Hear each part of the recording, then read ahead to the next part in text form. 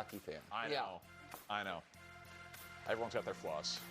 What's on the line for the Chiefs if they lose in this game? We're going to discuss. And there's fresh new sound. The Chiefs spoke today. Wait till you hear this stuff. Yeah. Meanwhile, Mike Tomlin gave Rodgers 2 thumbs up, even though Rodgers himself said, I wasn't that good. But we'll see how they do as they go across the pond to face the Vikings. But right now, Ravens and Arrowhead. Patrick Mahomes, 5-1 against Lamar in his career. He spoke to the media today. Take a listen. I know that you saw Monday night at the Ravens, but they're a prideful group, man. I don't think they're going to be very happy with the film, and they're going to come out with the mentality of stopping the run. So it'll be a great test for us. And so it'll be able to go up there and be able to run the football and then be able to pass off of it will be important to us, stay balanced, and go up against a team that's going to be as hungry as we are. So it'll be a great football game this weekend.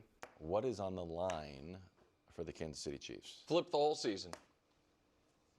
They can make it to where the prestige team, preseason Super Bowl favorite-ish team that is in disarray, that we're worried about, that all the shows are focusing on, is Baltimore. Mm-hmm. They can all of a sudden not only steady themselves, but get a bit of their swagger back for the first time since they walked off the field in the AFC Championship game.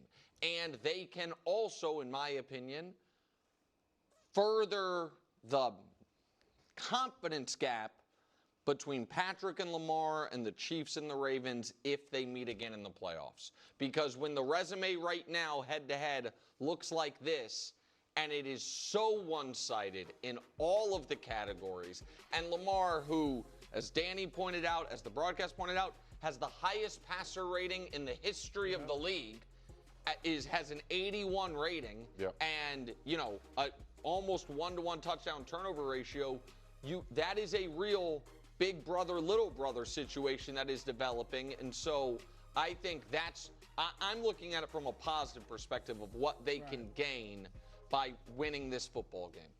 So if the Chiefs lose, they're probably fine. We'll probably all still come in here and say they're going to go to the playoffs. KW is going to say they're the Panthers. I'm not going to say you're the 1 and 3 teams. I'm a little bit more concerned than everybody else. Sure, and I think that reasonable minds can disagree there, but I think most people will still say the Chiefs will figure it out, they will be fine. But I'm wondering, in the offseason, there was a lot of talk out of Kansas City. They're going to throw deep again. When's the light show going to come back? And we have spent a lot of time on this show talking about teams' offenses against other teams' defenses. Like, you expected Caleb to have a big game because he was playing Dallas's defense. Yes. And we judge it by the opponents. You would agree that the Ravens' defense so far has not been good. Correct. Right? They are averaging to their opponents. They're allowing more than 400 yards a game and more than 30 points per game. Now, it's through 3 weeks, and they played Buffalo and they played Detroit, 2 great offenses. But if Worthy is going to be back, and this is a flip the script type of season game for the Chiefs, when can we expect the Chiefs' offense to be good? Yeah. Because it has been over 700 days since the Chiefs have had a game with more than 30 points and more than 400 yards. It is the 4th longest drought of any team in the NFL. And so I'm not saying they are the Titans or the Patriots. I understand why they get the benefit of the doubt because they keep winning. But I am curious, if the offense struggles against a bad defense, hold on, when do we start talking about that just for the real Chiefs? quick before you go, Brew, I want to make sure I understand. Are you saying that's going to be, if they win but don't score a lot of points, it's you won, but? I don't think anybody will do that. But my point is, we should hold them to the standard that we hold all of these other teams to when they play bad defenses. If Worthy is back and they have Mahomes and they're familiar with the Ravens and they have Andy Reid, shouldn't we expect the Chiefs' offense to be good? Listen, I think that the Ravens' problem on defense in the Detroit game was primarily against the run, and I'm telling you right now, I don't think the Chiefs are going to be able to take advantage. Well either.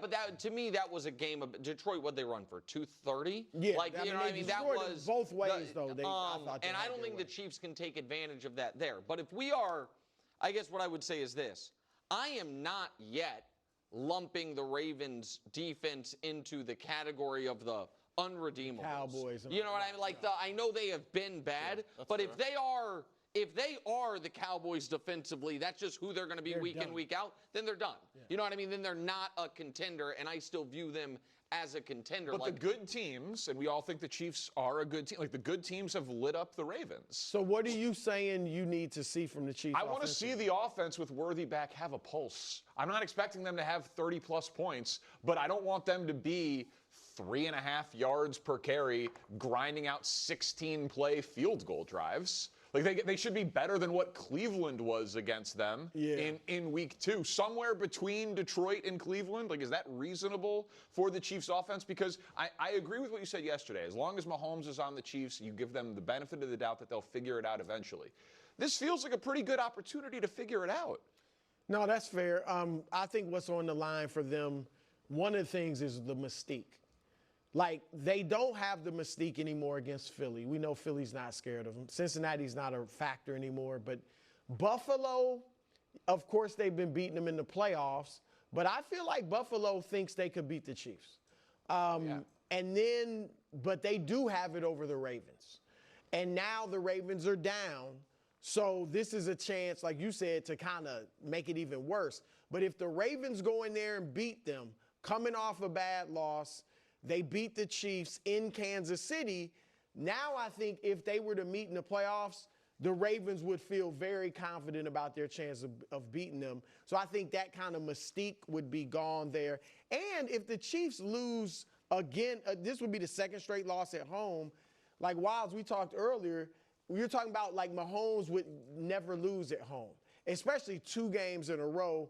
And so that kind of becomes a problem. As an underdog, he wouldn't even. Yeah, and I think that underdog at home twice. He's lost both. Well, and he's lost both. Right. Okay. Yeah. He's never. I'm sorry. He's never an underdog. Correct. He was an underdog twice at home. Buffalo 4 years ago and a couple weeks ago, and they've actually lost both the games. But it never otherwise doesn't happen. I think it would.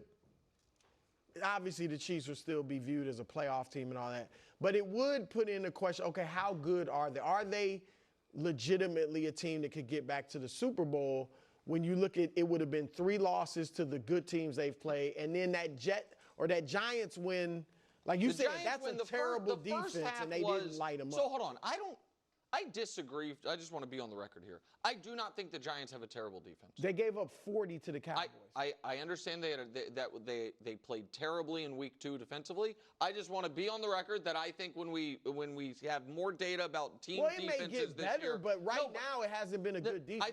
And I agree. I don't think it's terrible. But you got some good talent, but it's not playing well. Again, like it was terrible in week 2, Brew. I thought the Giants defense was fine in week 1. I thought they were good in week 3. I thought the Chiefs were awful offensively in that first half. Awful. There's no, it was the biggest play of the Chiefs offense was the quarterback stripping a Giants defender of the ball, otherwise known as the tackle that turned the tide. But still, my question is this. If the Chiefs win the game, is there going to be we probably overreacted a bit to a 3-point loss to Philadelphia? Because that's like losing week 1 against the Chargers in a Brazil game against a Charger team. Like they were the favorites. But that was a bit surprising. It was surprising to me. I picked the Chiefs to win the game. But what really the 5-alarm fire was, they're now 0-2. The 0-2. They've never started 0-2. I think the more surprising loss was the Chargers. Well, maybe, but I'm saying it was the putting the spotlight on is, the what's wrong with the Chiefs are the Chargers the class of the division? Are they even in the Bills and Ravens class? All of that happened once they got to 0-2. If they win this game, are we back to a place of, they're fine? Because for me, they will be.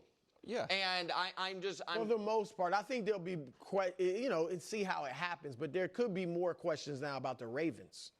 Well, so I think that on how it looks. Yeah, I think there will be. Listen, I think both of these teams are overwhelmingly likely to play in January, right? I think most people, the odds, everything would say that. The Chiefs, if they lose, though, and they're 4 games into the season, and their one win is against the Giants, and Worthy has returned, then like, where do you get to turn and say, like, okay, Rashee Rice solves all of our problems? But and I guess my point is the exact same. Whoever loses this game, you should say that about. Because if the Ravens lose, and the one win is against the Browns, and we're saying, oh, Kyle Van Noy or whomever solves all our problems, I agree with that. And so if that's where we're at, kind of narratively going into the game, I think that's fair. If it's that whoever loses this game because of who they are and who their quarterback is, you're not writing them off, but there will be real concern. It feels to me like and it felt to me this week that the Ravens, oddly, and the odds, by the way, back it up, have a bigger benefit of the doubt than the Chiefs do.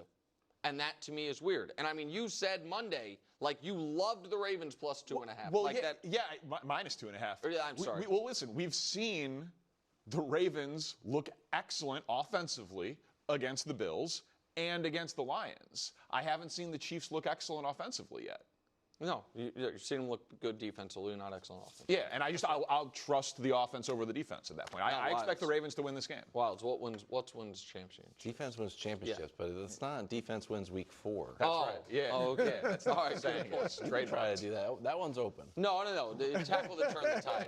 I'm putting all my eggs Offense in that basket. wins week 4. Caleb, coming off one of the best games of his career, 4 touchdowns, wasn't sacked, named NFC Offensive Player of the Week for the first time in his career. Pete Carroll will be ready for the Bears. Take a listen. I don't know if they're ready for the monsters of the midway kind of thing yet, but they're darn good, and this game is going to give them a great shot in the arm. You know, with the new program, they finally get their win and get rolling. They'll be at their best this week. Microphones just have no relevance. Size, is it this big? Is it this big? No one knows. Are you expecting another monster game from Caleb here against the Raiders?